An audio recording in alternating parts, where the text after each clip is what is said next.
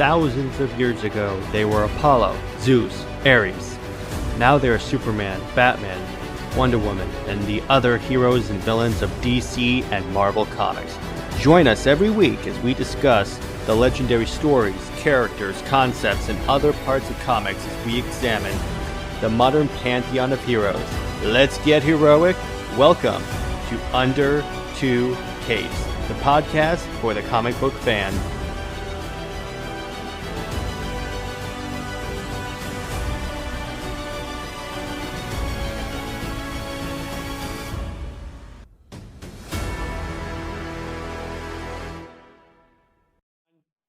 Welcome to Under Two Capes. I am Jared. And I'm Lad. And of course, we're talking about Black Widow, the movie. We've been promising you we were going to cover this movie, this piece of work, and I guess we're going to do it now. All right. So overall, I'm just going to say I genuinely enjoyed this movie, except for one glaring problem. But besides that, it was a very enjoyable. I was honestly surprised by how much I enjoyed this movie. What about you, Lad? Yeah, no, it was really good. I mean, I'd say it's like, on the same level of, most of the other MCU movies, like really, it holds up, Mm-hmm. All right. So we're going to do this in certain like stages. Stage one is time setting.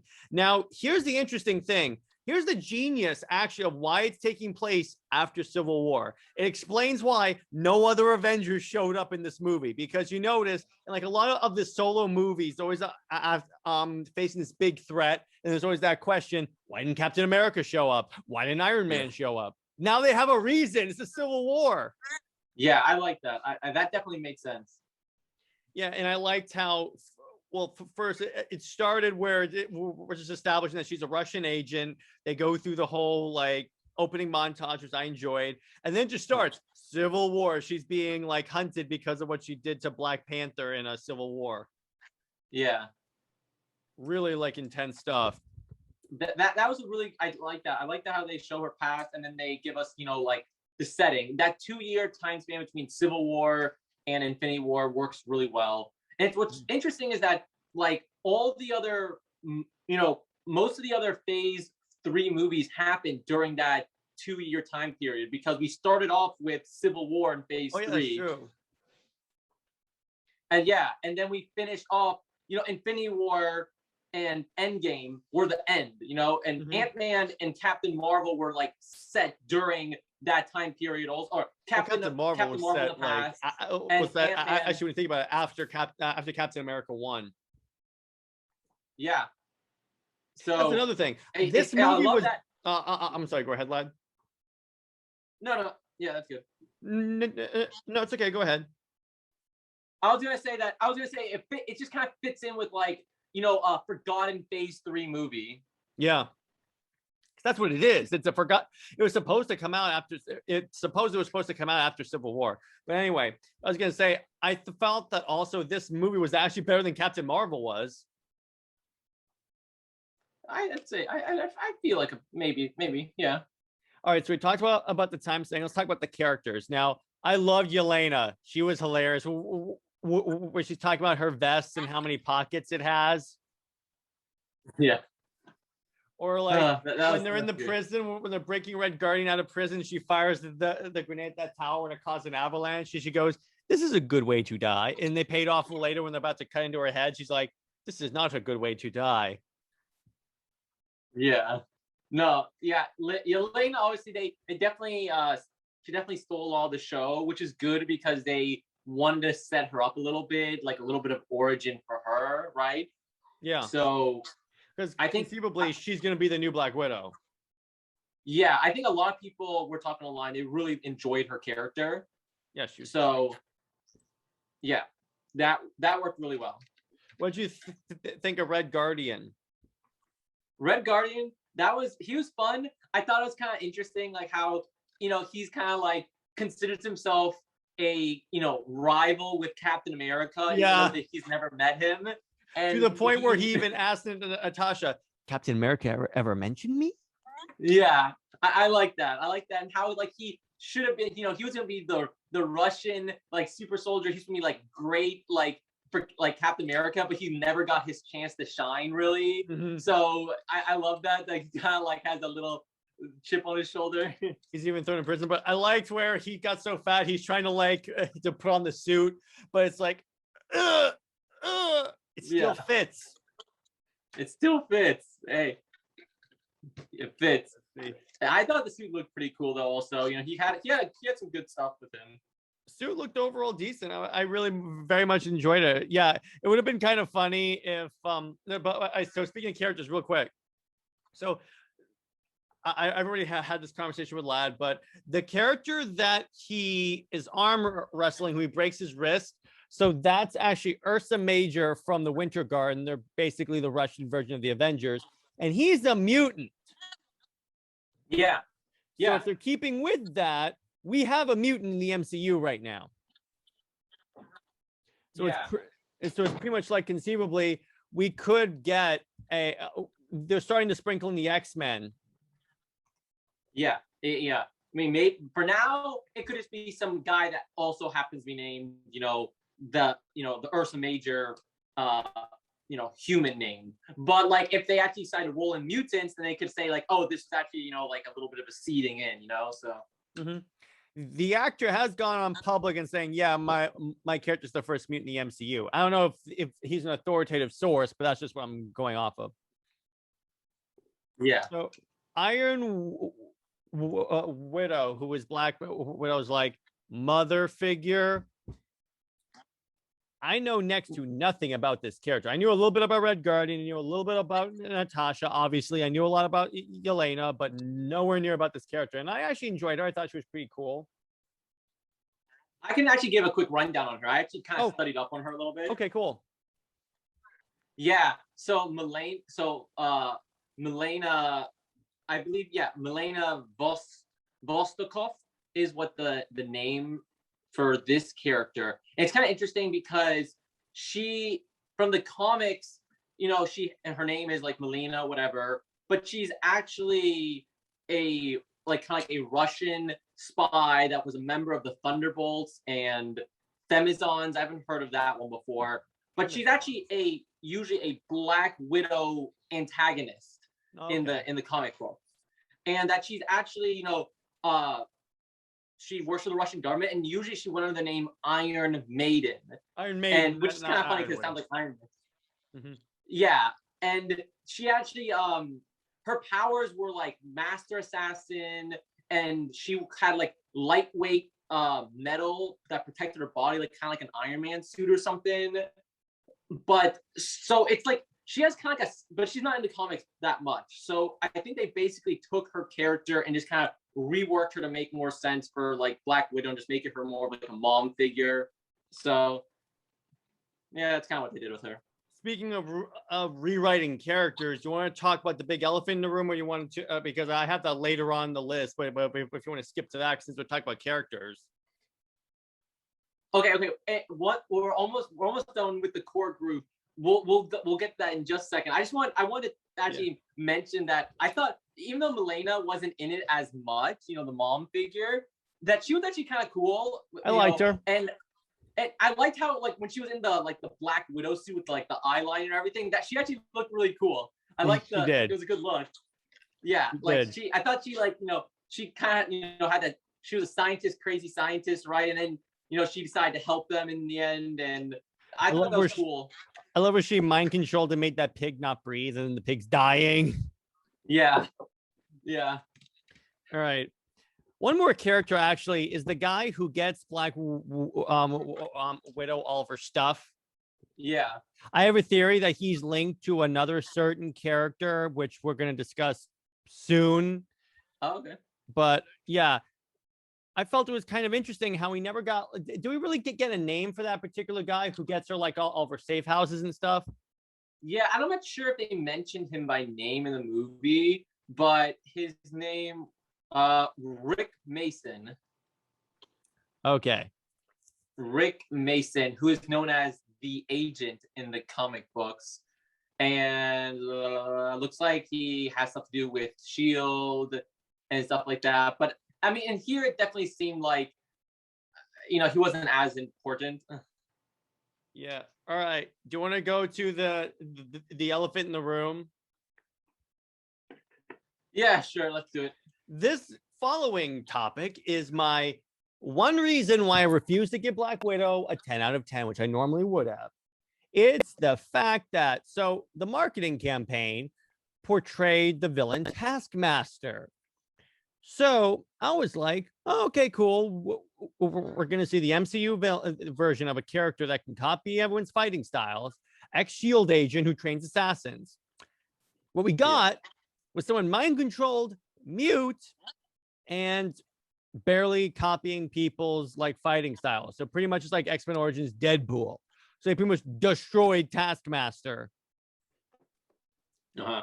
Now, I did some research, and the reason for this change, I think it was like the writer or something like said, is because they couldn't figure out a way to make, because the early versions of the script had the normal Taskmaster, but the new writer couldn't figure out a way to get him with the Red Room that made sense. And I was like, wait a second, he trains assassins' armies. Have him be an instructor for the Black Widows. And then tell him, okay, so you're a mercenary. We'll pay you more if you go hunt down Natasha. But yeah, so lad, what'd you think of Taskmaster? Yeah, I mean, like he was, or she was. Yeah, she was. I mean, I like I kind of wish I had more of a skull on it, but I understand if you want to make it, more of like MCU-ish style, that they had to make it look more like, what's it called, like a leather suit or something. Like right. So I mean, like the look is okay. I think it's okay with the hood on. It's kind of interesting. The look was fine. I like the armor. Yeah, that was good. I just feel like she wasn't used that much in the movie. Like she had like 2 fight scenes early on, and then at the very end, kind of had a quick fight with Red Guardian and a quick fight with Natasha at the very end. But other than that, it was really like the only part I really remember was Black Widow versus Taskmaster in the very first fight scene. That was like really the only time that Taskmaster was ever really a threat. Yeah, and that was really the only time where they used he can mirror your fighting style move. Other than that, it was just, I just happen to have some knockoff Avengers weapons. Right. Yeah, it's kind of like the weapons, just kind of like, oh look, I just have some claws and stuff like that. Yeah, it's a bit unfortunate because I feel like Taskmaster wasn't in it that much, and the movie was more of Black Widow versus her past. Black Widow versus the Red Room. Taskmaster wasn't really that important for it. Like I understand that because Black Widow has that past where she did some really bad stuff, so Taskmaster ties into that because it's actually the daughter of the bad guy. So they definitely made it linked together well, but I just feel like, I don't know, making a Taskmaster just felt a little tacked on. It was, which definitely was sad. They could have fixed that, or if they, but here's the thing: it's just the fact that they completely changed the character. Let me put this way: they X-Men Origin Deadpool Taskmaster. You think Marvel would have learned their lesson last time? This is stupid. Oh boy. It was it was just one of those things where I'm watching this and I'm like, yeah, I'm excited for Taskmaster. Are they going to show us Tony Masters? Are they going to show us Tony Masters? Nope. Which, let me put it this way: if they had made the girl Antonia any other character, like if they had made her an original character, like she's a person going after Black Widow because she was injured and collateral damage, they made her any other character and not Taskmaster, that reveal would have been cool. But the fact that she was that I thought I was going to see Taskmaster, I was like, oh, this is stupid. Right. Yeah, that's a bit rough. And like if you wanted to call it like what Antoinette Masters and make it like, just like a gender bend, like, Tony Masters kind that would have worked too. But thing is, you took away like a lot of Taskmaster's personalities, like, a bit more, kind of thinks he's superior, or like, he talks and he has, more like not mind controlled. Yeah, not mind controlled and stuff like that. Like a lot of the core elements of Taskmaster were taken away from the character. That you're right. It's almost a different character then. Yeah, it's really annoying. And I know why they do it. They label them as Taskmaster because if they make an original character, they're not creative enough in order to make it a character that sticks. Because people have said, "Oh, we don't create original characters because the fans could reject them." Guess what? We rejected Taskmaster. Oh boy. So there's that. Yeah. Okay. And we were talking a little bit about this, how there's still possible hope for redemption Oh for yeah. Taskmaster. Because here's the thing. I'm sorry. Go ahead, Lad. You want to Oh go yeah, ahead? I want to point in that like absolutely no hate to or complaint for the actor that played Taskmaster, no. like the woman, and then also there's a body double that the guy did a lot of fight scenes. Like both of them did really great jobs. Like his fight scenes were still really awesome. Oh yeah. And sure, the character when she made that, she really seemed like a robot and everything. That was really cool. There's no complaint there. It's about like the higher ups that made the decision to basically make it that was like a mute character that was like a robot. It was almost. The screenwriters. I have no hate for the actors themselves. Absolutely not. It's just the way the character was written that was just plain dumb. And I wrote about this on Twitter when I said that it's just creative laziness. You couldn't figure out a way to make your script work. Well, how about this? Change it to another character. Or how about this? Actually read a comic book, because you could have just had him train the Black Widows. You could have had a scene where he's instructing them on a class like hand-to-hand combat or something like that, because he's watched all the Avengers. And then what you could have done is have like some is have like the main antagonist to speak to him like to a cell phone or like some kind of like voice changer, so you don't automatically reveal who the bad guy is. And they could have said, "We'll pay you more money if you go after Natasha and help us with this issue." Very easily done. Yeah. I'm just like, this is stupid. So what do you, so we talked about like how there's a possible hope for Taskmaster redemption in the future, maybe, you know, we were talking about this a little bit. Yeah, because they kept it super general, because they said, well, one thing, Project Taskmaster. Yeah. So it's, if there's a project, it leads you to believe that maybe there's more than one. And second off, I came up with this theory today. I think the agent guy is Taskmaster. Oh, the Natasha's love interest, dude. Love interest, dude. Not love interest, but like love interest, dude. I mean, like what else did he do in the movie? He got her a Quinjet. He got her the Quinjet, but like he kind of like was floating around the idea that like he was interested in her. So, I mean, it was kind of like a semi love interest. That dude, yeah. I think it's secretly Taskmaster. How else would he get this material? Not a bad point.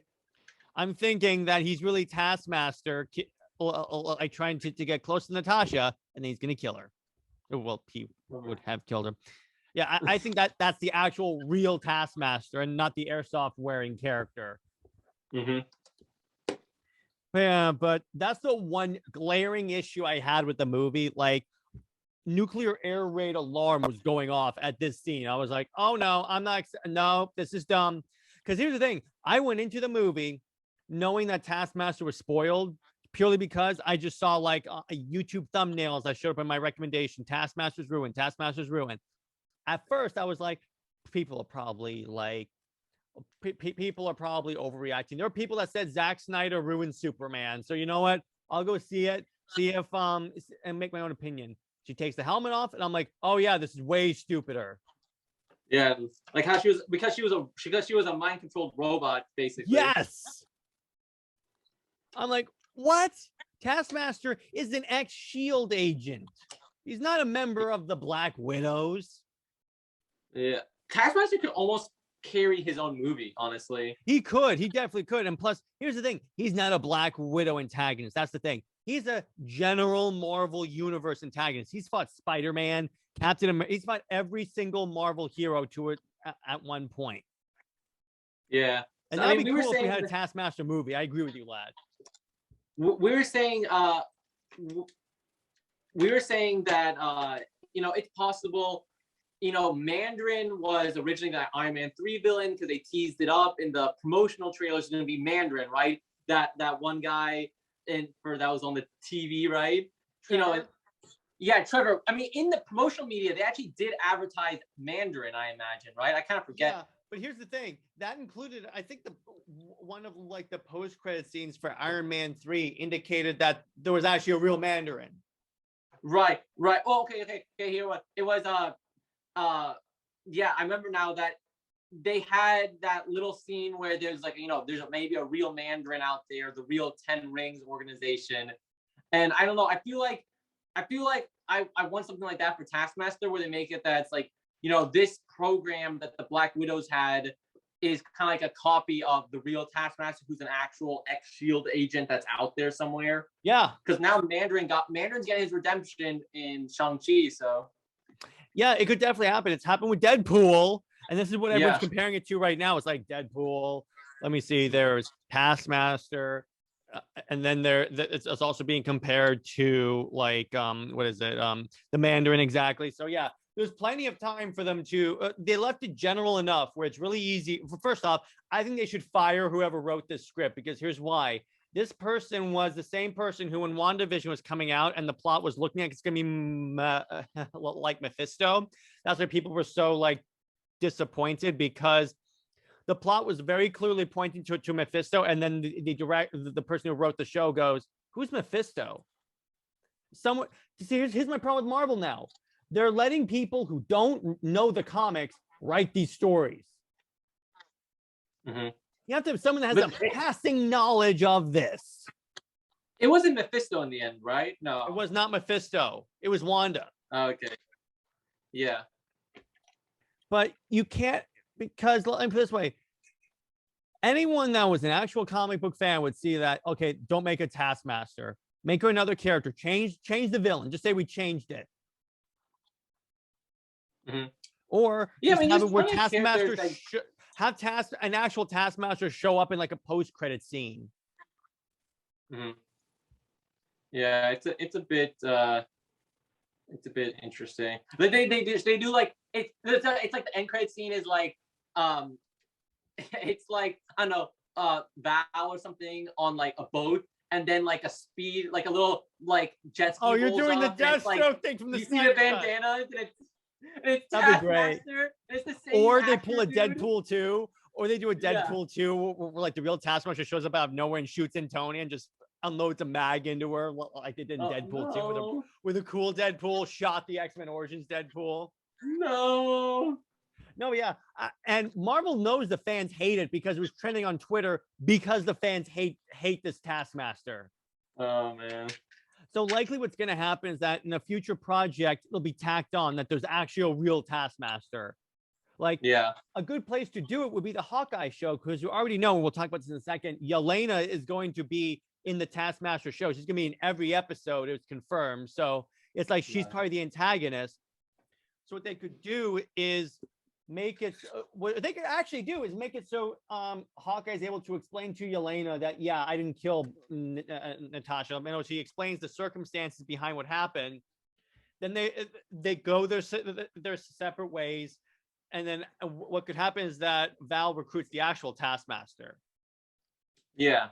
Or this pretty much Dark Avengers / Thunderbolts team that she's assembling is led by Taskmaster and not U.S. Agent. Mm-hmm.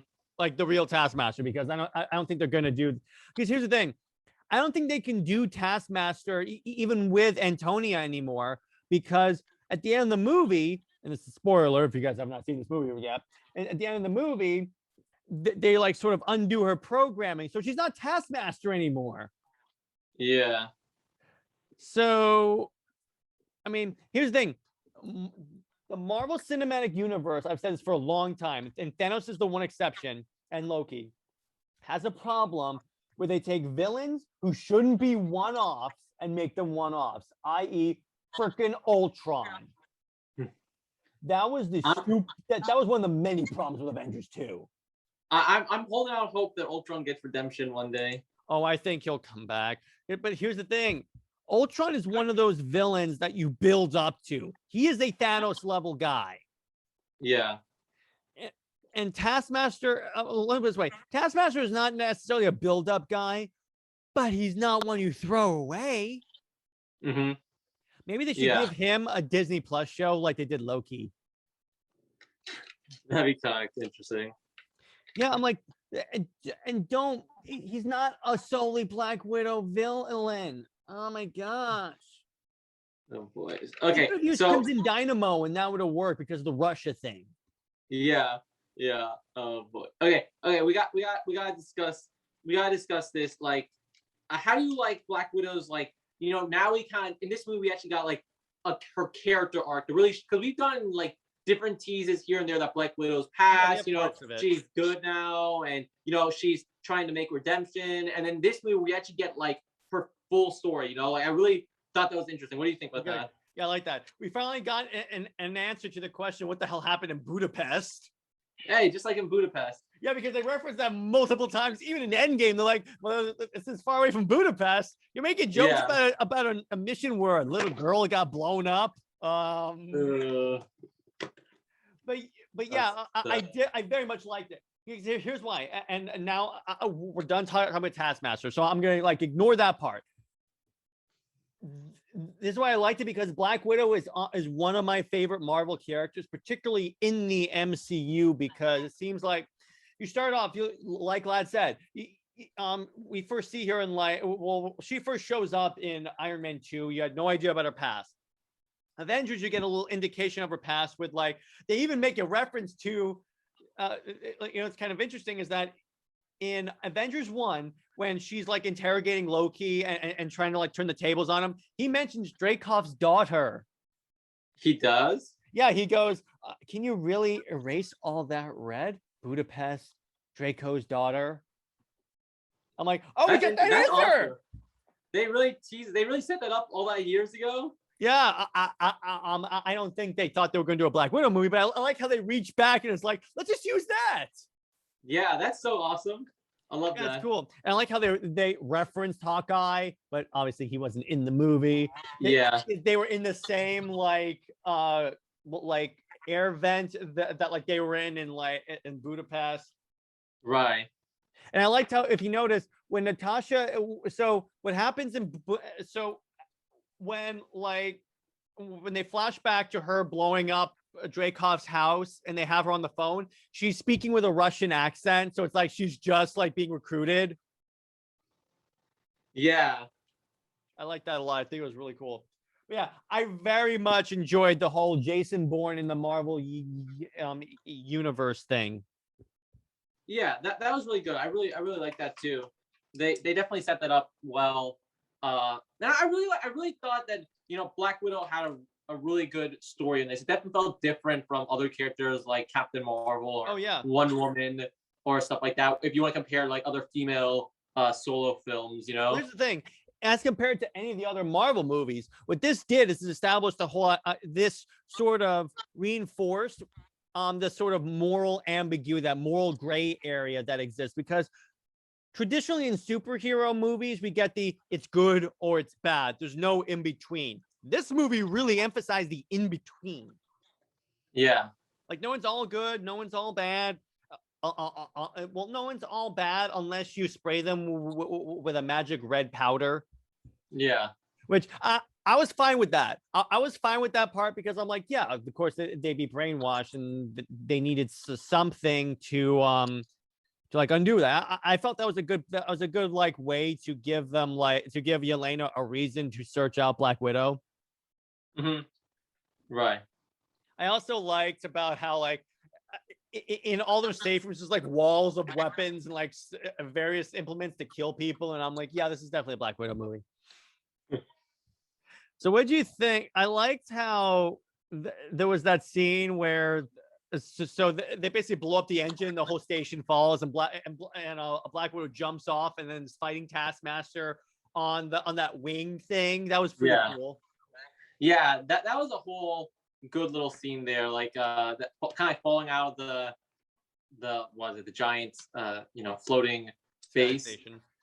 Yeah.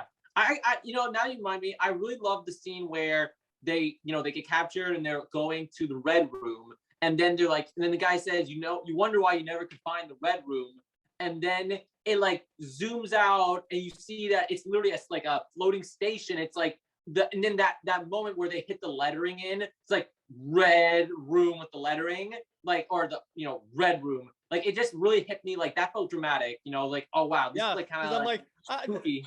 Because that's what I was wondering too. Why has Nick Fury never known about this? Yeah.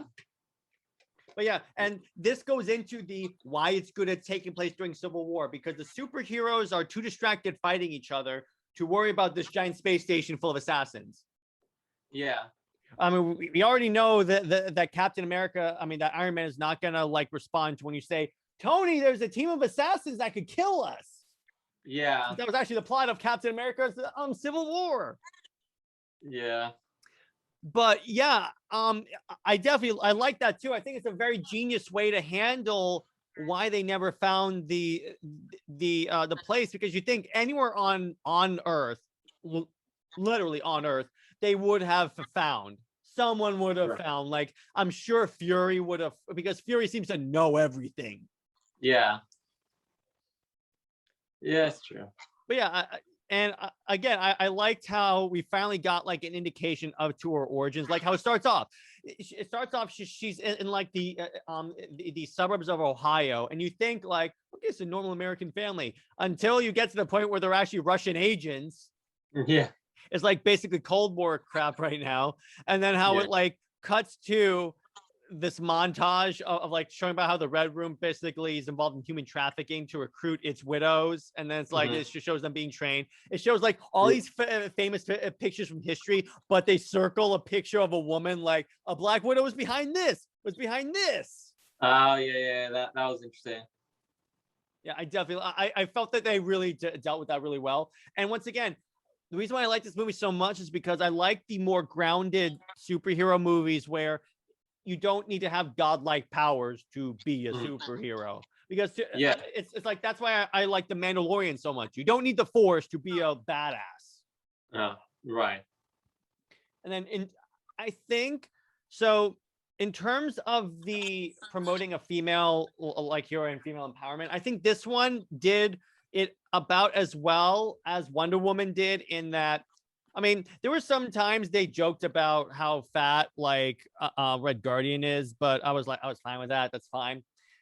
But I definitely felt like it wasn't like they didn't make men out to be so much of a bad guy like in Captain Marvel, I think. Yeah. And again, that's why I didn't like Captain Marvel. So okay, so I also liked how we got the return of Ross, Secretary Ross. Technical difficulties. Yeah, that was good. Oh, okay, good. Yeah. Because by the way, so you know who he becomes in the comics, right? What? Who? He becomes Red Hulk. Oh, that's right. Yeah. That's who Red Hulk is. So you think maybe we'll get a Red Hulk movie?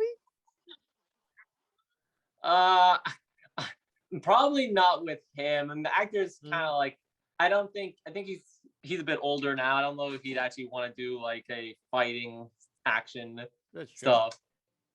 That's true. But yeah, it was just something pretty interesting that it could be thrown to. Yeah. So at this point, let's get to, so let me see what else on my notes that I want to talk about. All right, so we talked about the overall plot. I enjoyed the overall plot. I felt it was a very good, I felt the plot was believable for one thing, and I liked how, once again, it dealt with that world of like covert action that, of course, like Iron Man would not be that concerned with, because it's like Natasha told him, yeah, I'm done with that. But I did like all of the like ribbing on the part of Yelena, where she's like, how come when you land you do that hair flip, you're such a poser, and she's like pantomiming it in the middle of the like a 7-Eleven, and the attendant's like, what the hell are you guys doing? Yeah, that was pretty funny. Yeah, could make kind of a little meta reference, because yeah, that's what Black Widow always does. Again, I loved Yelena. I think that she and Natasha were my two favorite, and Red Guardian were my favorite characters. Lad, who are your favorite characters? Ooh, and the movie, that's a good question. I mean, Yelena also steals the show quite a bit.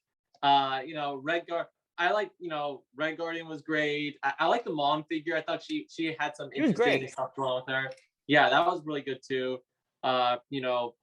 And I think Natasha really she really did she had a good take for her character. Really felt like she was actually being hit by that emotional baggage, Yeah. and she was able to ride it out and clear up her past a bit. So I really like that because she definitely did feel a bit more hopeful in Infinity War. Yeah.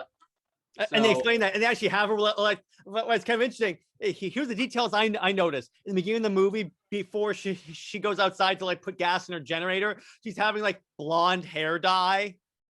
oh, I didn't notice that. Yeah, and then if you notice at the end where it cuts to basically Infinity War time, she has the vest on first off, and she has the short white hair. Yeah. And then of course, as the jet takes off, we get the Avengers theme song. Yeah. Yes.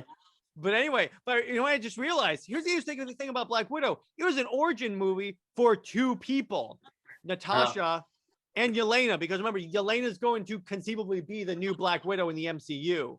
Yeah. So we already got her origin movie as well. Right. All right, so we're going to talk about, so the next part of this I had to talk about, I was going to talk about was going to be the ending and post-credit, but just one more thing. I just wanted to touch on that fact that if what the actor said is true, we have our first MCU mutant. Mm-hmm.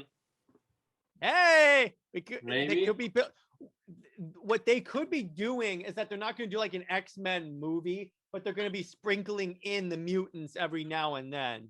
Yeah. This way, if we start hearing about a school for mutants, or some dude with magnet powers, or we hear someone with psychic powers, then we know they're doing they're at least sprinkling in the X-Men. I don't think they're gonna we're doing an X-Men movie, right?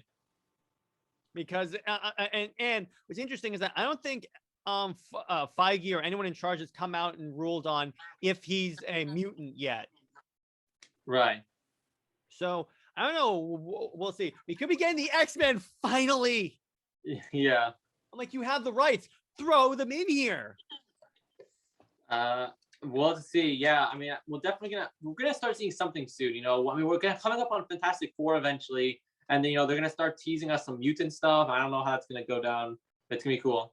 I know. We'll see. All right. So ending and post credit.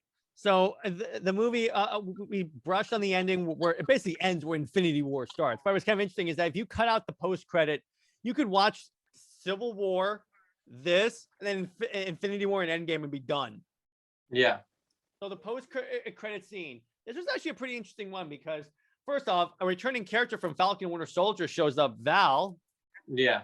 And so who Val is that she's this shadowy figure who first showed up in Falcon Winter Soldier. Like I said, she recruited John Walker, U.S. agent, to her squad, which I'm seeing major implications. It's either the Dark Avengers or the Thunderbolts. Mm-hmm. Yeah. What we could see is maybe down the road, it's like Civil War, only it's the real Avengers versus the Dark Avengers. Right.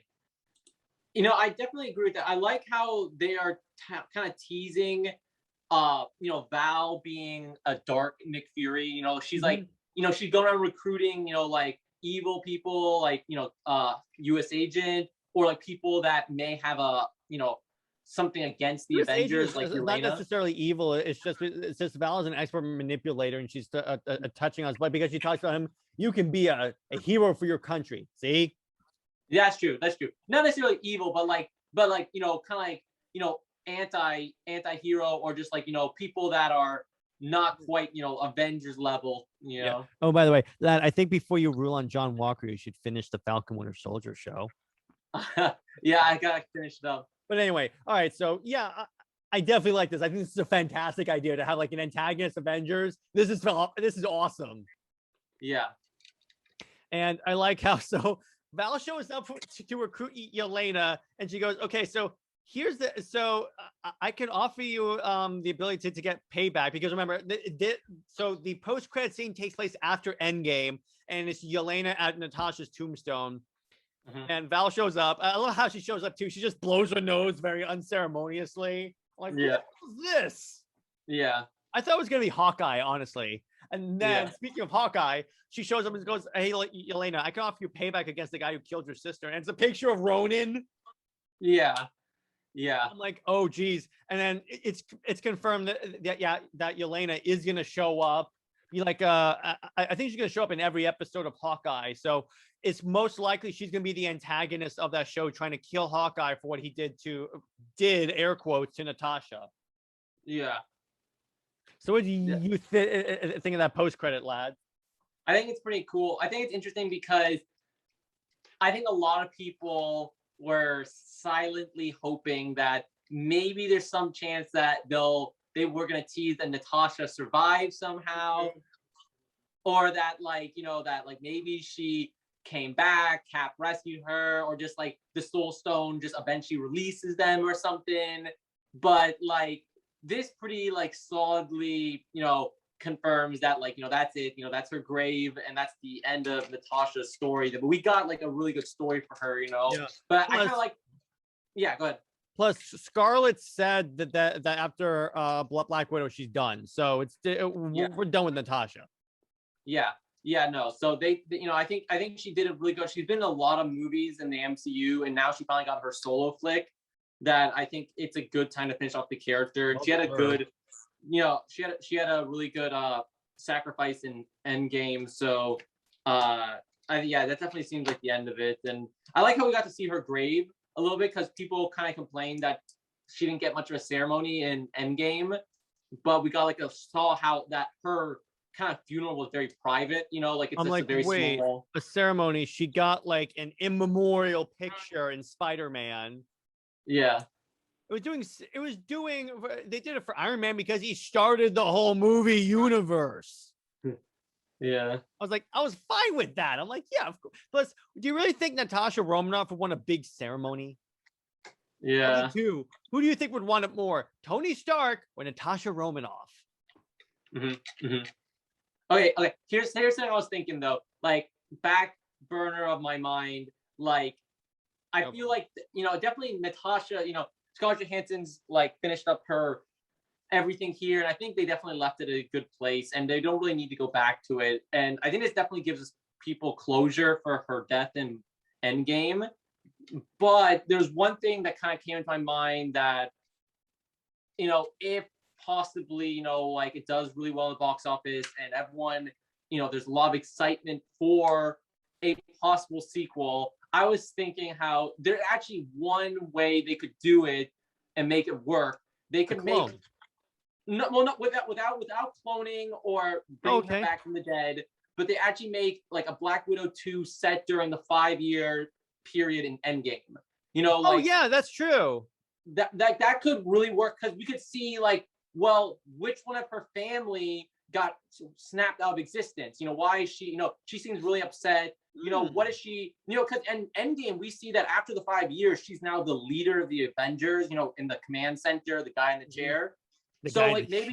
Maybe she has another mission where she has to the world's in chaos. Maybe she has to do something as a spy with her family. She did seem really depressed at the end of that, in the beginning of that movie. It could also be because half her friends were killed, but right. Doing the family thing would be interesting. I definitely think that they could do that. There's plenty of time period that they could do. Like they could show more of like her first arriving at SHIELD. They could show what she was doing after each of the Marvel movies.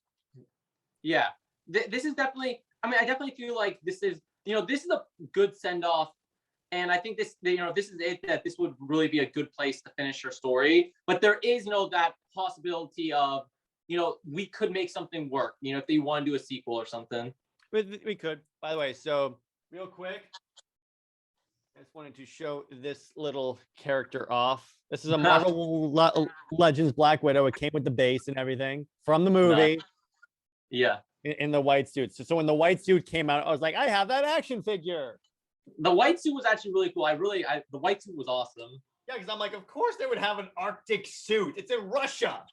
Yeah, the white suit was cool. Once again, I love how like Yelena takes out a grenade launcher. She fires at that tower and then causes an avalanche. She's like, oh no. Yeah, that was funny. Oh boy. All right, so lad, you have anything else you want to say about Black Widow? No, just really, it was really solid overall. I'm not that sure it could get a sequel because so far because for one thing, there's a box office drop that just Yeah. happened in the from Friday to Friday. That's like a record high for for a Marvel movie, and the fact that it got beaten by like Space Jam. Yeah. Oh, Yeah. anyway. I don't. It may not be a good sign. I will say though, this deserves the 81% it got on Rotten Tomatoes. I think I'm cool with that. Yeah, I'm okay with it. In terms of scoring it out of 10, I would give it an 8 out of 10 purely because of Taskmaster. That's it. Besides that, if they had done a right Taskmaster, would have gotten a 10 out of 10. How about you, lad? Yeah, I think it's fair. I think I'd give it 9 out of 10 just because Taskmaster wasn't in it enough to like poison the rest of the movie. Oh, but okay, it still was 9 out of 10. That's a good argument. Yeah, because it wasn't really that integral to the plot. right. But kind of for like still not being a good Taskmaster, you got to dock at some points. That definitely hurt a lot of the movie. But yeah, 9 out of 10 because for the most part, fantastic. That was one of my favorite. That's up there with like The Winter Soldier as one of my favorite Marvel movies, I think. Oh wow. I liked it. Yeah, well that's more than I thought I was going to. I was really surprised. I was like, this is actually really good. Yeah, this is great. Yeah. To the point that's where awesome. It's earned a second viewing. Oh, nice. That will be good. Yeah, so we'll check that out. Okay, so once again, lad, overall impression. So one more thing I want to say: do you? So kind of since this is the first movie of Phase 4, do you think like they're building? I mean, they could be building toward a version of the Siege storyline where the Dark Avengers and Real Avengers fought. So that could be something. Yeah. Yeah, I definitely think they're teasing maybe they do some sort of Thunderbolts / Dark Avengers. We have that. We have some of the craziness going on the Disney Plus side also that affects the MCU in general. So yeah, I guess we'll just have to see what direction we're heading in. I think it's kind of interesting that some of the next couple of movies we have are a bit a bit more separate from that. Like Shang-Chi and Eternals, I feel like are going to be more of, they're not going to affect the overall narrative as much. Maybe Eternals. Maybe Eternals. Maybe Eternals. Yeah, maybe Eternals. But I think definitely Spider-Man No Way Home and then Doctor Strange Multiverse of Madness is where we're going to see things really get interesting. Where we're going to see how the universe is going to be shaped up post Infinity Saga. All right. So with that, it wraps up our discussion of Black Widow. Next week, next episode, we're going to do a conjecture episode on what we think the next Thanos is, what we think the next big villain that they're going to build toward is going to be. Yeah. Me personally, I don't think it's a villain. I think it's going to be the Secret Wars event, but that's besides the point with everything that's going on right now. But yeah, it'll be a nice little discussion on that. Yeah, that sounds cool. All right, lad. Always a pleasure. And people, once again, ignore the I mean, if you want to see a pretty dope spy movie that's in the Marvel universe, go see this movie. It's pretty dope. I loved it. And one thing I want to say, the weapons handling too was actually pretty decent, which I'm surprised because the Hollywood movie. That's good. That's a good thing. Yeah. All right, but so yeah, hope you guys enjoyed this episode. We will see you next week. Both for our usually scheduled programming. We'll try to record a Bad Batch episode on Monday. And yeah, we'll see you guys later. Stay heroic.